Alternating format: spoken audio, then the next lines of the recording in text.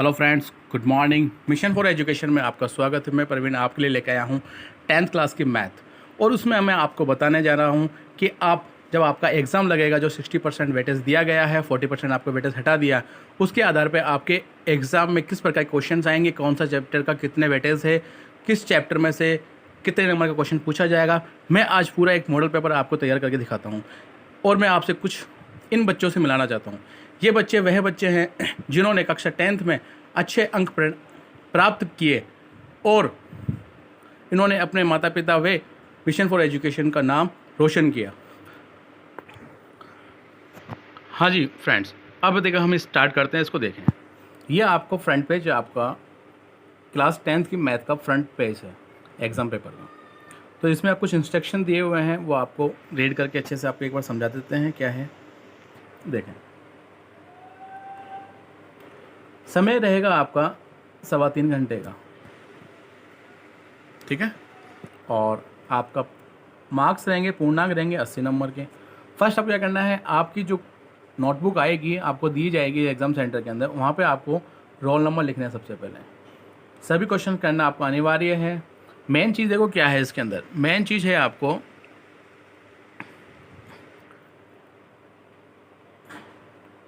जैसे आपको question point number 4 देखें, जिन प्रश्नों में आंतरिक खंड है उन सभी के उत्तर एक साथ देखें। जैसे क्वेश्चन नंबर आपका जो 1 आएगा, इस बार क्या दिया गया है आपको, ABCD मतलब टिक द करेक्ट मतलब ऑब्जेक्टिव टाइप क्वेश्चंस दिए गए हैं।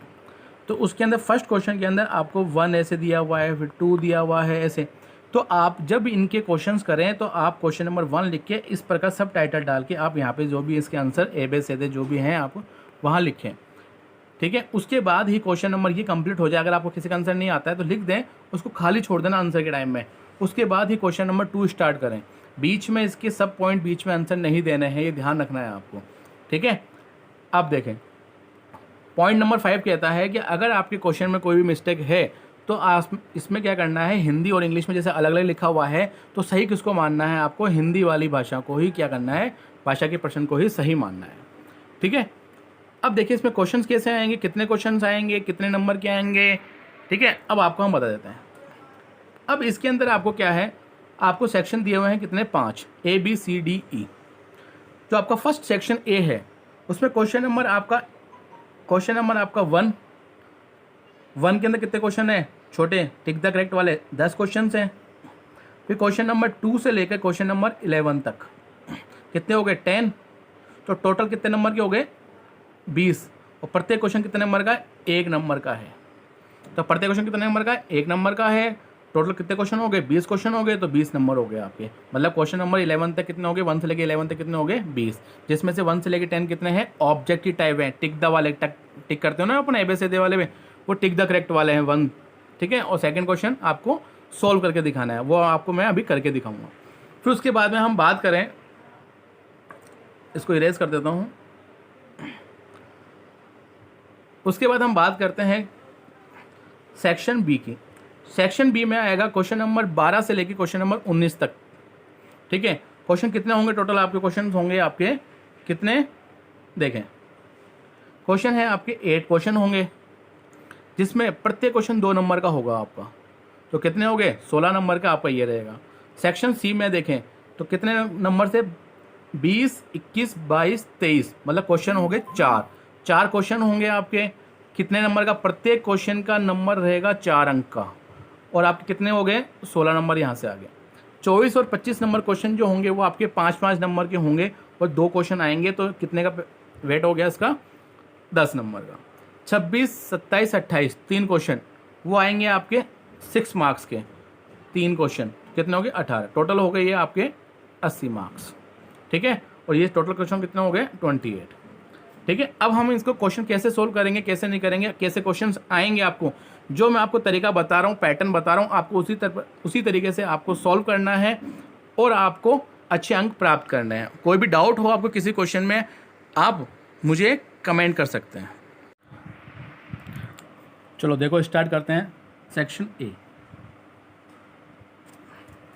सेक्शन A है आपका। सेक्शन A में क्या पूछा गया है आपका, देखो क्वेश्चन नंबर 1 दिया हुआ है, इसके सब क्वेश्चन दिए हुए हैं ऐसे, ठीक है बेटा। तो कैसे करेंगे, तो हम क्या लिखा हुआ है क्वेश्चन नंबर 1 कह रहा है 17 का वर्ग क्या होगा। तो हम जब भी निकालते हैं क्या होता है 17 का वर्ग 17 और उसके ऊपर वर्ग इस प्रकार से लिखते हैं आपको। तो कितना होगा इसका मतलब होता है 17 को 2 बार लिखना है आपको। तो 17 गुणा 17 कितना आ जाएगा 289। ठीक है, तो क्या आंसर हो गया इसका बे।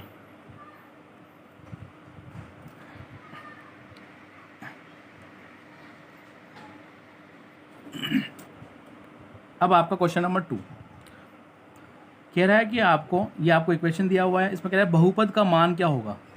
मतलब ये आपका बहुपद है, इसमें x बराबर 2 वैल्यू रखो, जहाँ पर x दिखे वहाँ पे क्या रखना है 2 पुट करना है, मतलब 2 रखना है। फिर आप उसको सॉल्व करके बताओ कि कितना आंसर आएगा। तो देखो आपके 4 का 4 हो गया, रखें बहुपद के अंदर 4x के अंदर 4 का 4x आपस में क्या है मल्टीप्लाई के अंदर है। तो x क्या है, x की जगह हम क्या मल्टीप्लाई लगा के क्या कर देंगे, x की वैल्यू कितनी है 2 लगा देंगे प्लस 2 कितना आ गया 4 2 जा, पहले मल्टीप्लाई करेंगे 8 प्लस 2 कितना आ गया 10। तो अब आपको देखना है कि ऑप्शन में 10 है कि कहीं है ना, देखो ये रहा 10, तो ए आंसर आ गया इसका। क्या आंसर हो गया इसका, ए हो गया। ठीक है, अब देखो अब करते हैं क्वेश्चन नंबर 3। देखो क्वेश्चन नंबर 3 में कह रहा है कि आपको इक्वेशन दी हुई है, इसके शून्यंकों का योग क्या होगा। अब शून्यंक होते क्या है ये देखो, अगर आपने नहीं पढ़ा तो जिनको पढ़ा है उनको सबको पता है क्या होता है। देखो शून्यंकों का सूत्र याद क्या होता है इसका, शून्यंकों का योग, शून्यंकों का योग याद करने का फॉर्मूला होता है आपका -b/a। अब बोलो सर b क्या है a क्या है, यहाँ पे तो कुछ दिया हुआ ही नहीं है हमारे को। ठीक है, तो देखो x² गुणांक मतलब x के आगे कोई वैल्यू नहीं है तो हम क्या मानते हैं 1 मानते हैं। तो x² गुणांक क्या होता है x के आगे की जो वैल्यू होती है उसे हम क्या कहते हैं x² का जो गुणांक होता है, मतलब x² का गुणांक जो होगा उसको हम क्या बोलते हैं a। ठीक है, और x का जो गुणांक होता है उसको हम बोलते हैं b, और जो अचर पद मतलब जो संख्या दी हुई है जिसको बोलते हैं अचर पद वो होता है आपका c। ठीक है, तो मुझे बताओ आपका a कितना है बेटा, कुछ भी नहीं है तो हम क्या मानेंगे a कितना हो गया 1। b कितना है आपका बेटा -2, तो कितना हो गया -2 हो गया b। c कितना है -8 है। बस ये आपने ए बी सी आपको पता चल गया। अब शून्यंकों योग का फॉर्मूला आपको मैंने बताया था क्या होता है -b/a। तो बताओ माइनस फॉर्मूला लगाए, माइनस का फॉर्मूला लगा दिया। b कितना है, b -2 है तो ब्रैकेट लगा के -2 चिन्ह एक साथ नहीं आते इसलिए अपन ने। फिर नीचे क्या आएगा a का वैल्यू कितनी है 1 कर दिया। अब देखो माइनस ब्रैकेट माइनस क्या होता है प्लस का 2 हो जाएगा, नीचे क्या आ गया 1, उसको डिवाइड कर कितना आंसर आ गया 2। तो आपका शून्यंकों योग कितना आ गया 2। कहीं दिख रहा है आपको ऑप्शन में, ये रहा आपका, तो शून्यंकों 2 कितना आ गया 2। ठीक है, अब देखा आगे।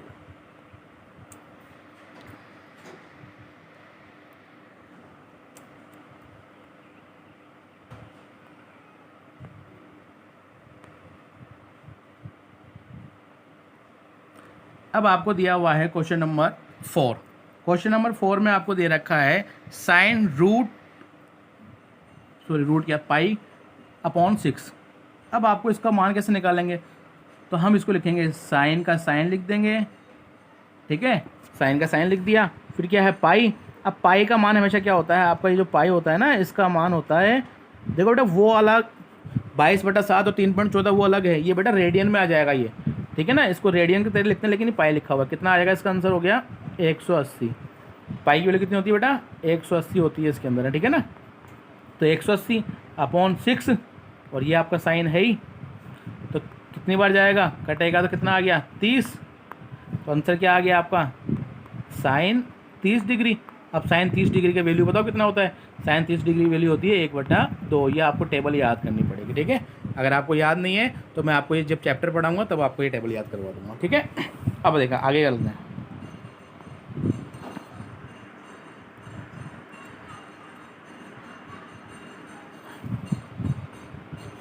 क्वेश्चन नंबर 5 कह रहा है एक ऊर्ध्वाधर जब भी इस तरह से परछाई ऊर्ध्वाधर खंभा कुछ ऐसा दे दें तो आपको चित्र इस प्रकार से बनाना है। किस प्रकार से, इस प्रकार से बना लेना चित्र।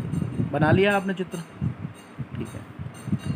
अब कह रहा ऊर्ध्वाधर खंभे की परछाई हमेशा क्या होती है लेटी हुई रहती है, तो परछाई ये हो गई, परछाई है आपकी, क्या हो गई ये परछाई। खंभे की ऊंचाई ये क्या हो गई ऊंचाई, ऊंचाई को हमने h मान लिया, कह रहा ऊंचाई के बराबर है, मतलब दोनों परछाई और ऊंचाई दोनों क्या बराबर है आपस में, तो इसको भी हमने h कर दिया। तो बताओ सूर्य का कोण बताओ, तो कोण ये हो गया थीटा। जब दोनों लंब और आधार समान होता है तो आपका हमेशा थीटा कितना होगा, 45 डिग्री होगा। ये ध्यान रखना है आपको, ठीक है ना। ये सोल्व करके बताऊंगा आपका जब क्वेश्चन नंबर 2 के टाइम में आएंगे। तो अभी आपको कब, जब आपका लंब और आधार समान होंगे तो थीटा कितना होगा, 45। क्यों होगा, क्योंकि टेन थीटा बराबर क्या होता है, लंब बट्टा आधार। क्या होता है, लंब बट्टा आधार। तो लंब कितना है आपका h, आधार कितना h, h से h कटेगा कितना बच गया 1, तो टेन थीटा बराबर 1। तो थीटा का मान कितना आ गया, 45 डिग्री। क्योंकि टेन के किस थीटा का मान 1 होता है, टेन के 45 डिग्री, मतलब 45 डिग्री कोण के मान कितना होता है, 1 होता है। आ गया समझ में, आप समझा दिया मैंने आपको अच्छे से। देखिए अब आगे करते हैं।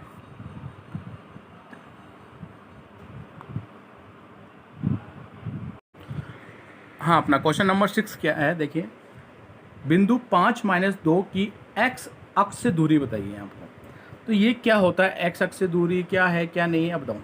जब आपको इसमें शॉर्ट ट्रिक बता रहा हूँ आपको, देखो बहुत अच्छा है और ये वेरी मोस्ट क्वेश्चन है, आपके एग्जाम में आपको काफ़ी बार मिलेगा। ये आपको पक्का है, 1 नंबर आपको देके जाएगा क्वेश्चन, ठीक है। तो देखो इसमें कैसे क्या करना है आपको, जो 5 और ये -2 दिया हुआ है, तो ये तो क्या है, x अक्ष है, ये क्या है, y अक्ष है। आगे समझ में, मतलब x का निर्देशांक है और ये y के निर्देशांक है। अब इसमें जब x की दूरी पूछेगा तो इसका y क्या होगा, आंसर होगा। और जब y अक्ष से पूछेगा तो इसका आंसर क्या होगा, x वाला इसका आंसर होगा। ठीक है, समझ में आया क्या कह रहा हूँ। देखो जब x अक्ष से दूरी पूछेगा तो y की जो वैल्यू होगी वो इसका आंसर होगा, और जब y अक्ष से पूछेगा आपका तो x का जो निर्देशांक मतलब x का जो मान होगा वो इसका आंसर होगा। आ गया समझ में।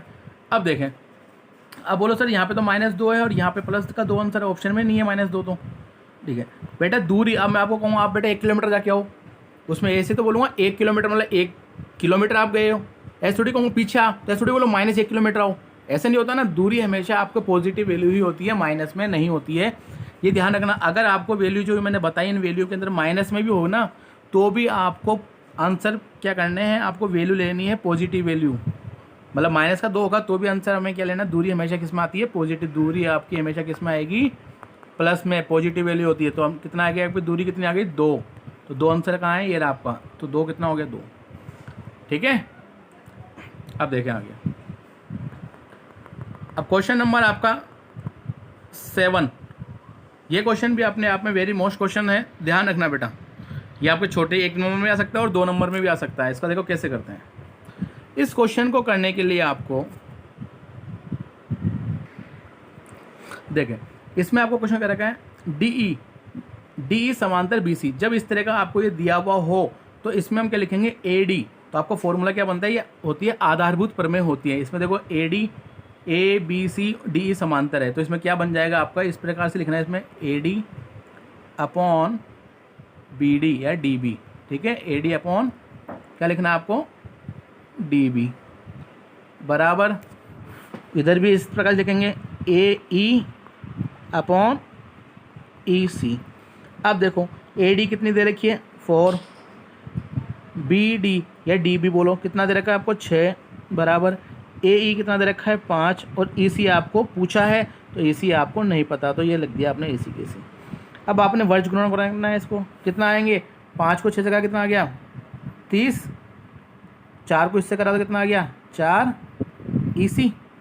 अब दोनों मल्टीप्लाई में हो गया, तो अब हम क्या करेंगे, इसको 30 दिखा हुआ है तो 4 कहाँ जाएगा, डिवाइड में आ जाएगा, क्या बन गया आपका EC।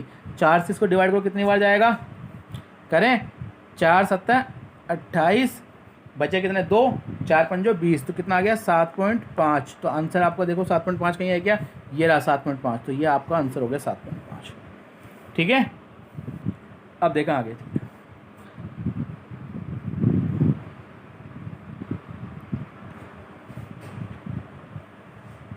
अब देखो कह रहा है 3 संरेखीय। संरेखीय क्या होता है, संरेखीय होता है एक ही रेखा बिंदु स्थित।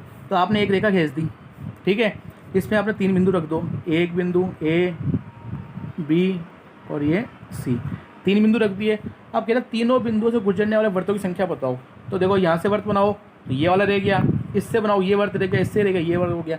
मतलब ऐसे वर्त हम नहीं बना सकते, मतलब 3 संरेखीय बिंदुओं से गुजरने वाले वर्त संख्या कितनी हो जाएगी 0, क्योंकि बन ही नहीं सकता आपका, ठीक है ना, क्योंकि यहाँ से बनाएंगे तो ये पॉइंट रह जाएगा, इन दोनों को बनाएंगे वर्त बनाएंगे दोनों पॉइंटों को मिला के ये वाला पॉइंट रह जाएगा, मतलब तीनों पॉइंट वृत्त के अंदर वर्त की रेखा के ऊपर नहीं आ सकता, इसलिए क्या हो जाएगा वर्तों की संख्या कितनी हो जाएगी 0, मतलब 0। तो आंसर क्या हो गया इसका 0, ठीक है। अब देखो आगे अगला क्वेश्चन क्या कह रहा है 9 नंबर क्वेश्चन क्या कह रहा है आपका, देखें गोले का व्यास 6 सेंटीमीटर है तो गोले का आयतन ज्ञात कीजिए। हाँ तो देखें अपन क्या कह रहा है गोले का व्यास, तो गोले का बेटा व्यास, आपको व्यास क्या होता है, आपका व्यास होता है 2r, 2r बराबर क्या होता है व्यास होता है। तो हमें त्रिज्या निकालनी, व्यास कितना निकलेगा 6, हमें r निकालनी पड़ती है क्योंकि व्रत आ गया ना बेटा, व्रत में हमेशा कितना हो जाएगा 2, कितना आ गया 3, तो त्रिज्या कितनी हो गई 3 आ गई। अब निकालना गोले का व्यास दे रखा है आपको, तो मतलब गोले की त्रिज्या पता पड़ गई 3 होती है, गोले का आयतन निकालना है। तो आयतन का सूत्र क्या होता है, गोले के आयतन का फॉर्मूला होता है आपका 4/3 पाई r क्यूब। तो हम क्या लिखेंगे 4/3 लिख दिया अपन ने ऐसे कैसे, पाई का, अभी देखो आंसर पाई में दिया हुआ है ना, इसलिए पाई लिख दो आप, नहीं तो 22/7 लिख देते आप। और r कितनी हो गई 3 आई ना आप, तो 3 क्यूब है, तो मतलब 3 को 3 बार लिखना है आपको, ठीक है ना भाई, क्यूब का मतलब होता है 3 को 3 बार लिखना। देखो 3 से 3 गया, 3 3 9, 9 चौक 36, तो 36 आ गया आपका, ठीक है। कितना आ गया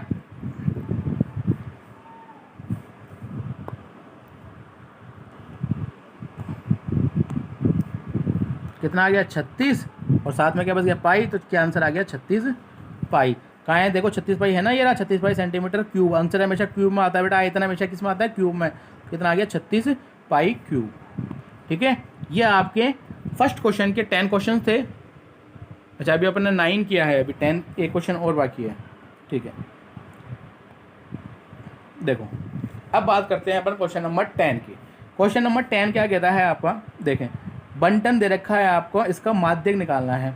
माध्यक निकालने के लिए आपको क्या करना है, सबसे पहले जो भी आपको संख्या दी हुई है इसको किस में लिखोगे, आरोही क्रम में। किस में लिखोगे, आरोही क्रम में लिखना है आपको। आरोही क्रम क्या होता है, छोटे से बड़ा। सबसे पहले क्या आएगा 1 आ गया, फिर 2 आ गया, फिर 3 आ गया, फिर 5 आ गया, फिर 9 आ गया। अब देखो इसमें कैसे करना है, देखो शॉर्टकट तरीका बता रहा हूँ, क्योंकि जब लॉन्ग करना होगा तब अलग तरीके से करेंगे, अभी शॉर्टकट में करना है अपन को, इसलिए आपको बता रहा हूँ शॉर्टकट में। देखो 1 से 1 गया, पीछे का मतलब पीछे की संख्या हटा दो, जो बीच में बचे वही इसका आंसर हो जाएगा। पीछे से 1 पीछे से उठा दिया, इधर से पीछे से उठा दिया, बस क्या गया 3। तो 3 क्या हो गया आपका माध्यक। तो 3 देखो कहीं है क्या आंसर ऑप्शन में, ये रहा फर्स्ट, तो 3 आपका आंसर ऑप्शन में है, तो क्या हो गया आपका 3 आ गया, ठीक है। देखो जिसको नहीं दिख रहा हो तो मैं आपको दिखाता हूँ, 3 आ गया बेटा, ठीक है। देखो है ना 3, ये रहा 3 ऑप्शन में, तो आपका 3 आंसर। तो क्वेश्चन नंबर फर्स्ट के 10 क्वेश्चन थे वो हमने सारे कर लिए। अब क्वेश्चन नंबर 2 है, क्वेश्चन नंबर 2, क्वेश्चन नंबर 3 अब शुरू हो गए, ये आपको करा के दिखाता हूँ डिस्क्रिप्टिव टाइप में, ठीक है, इसको तरीके से।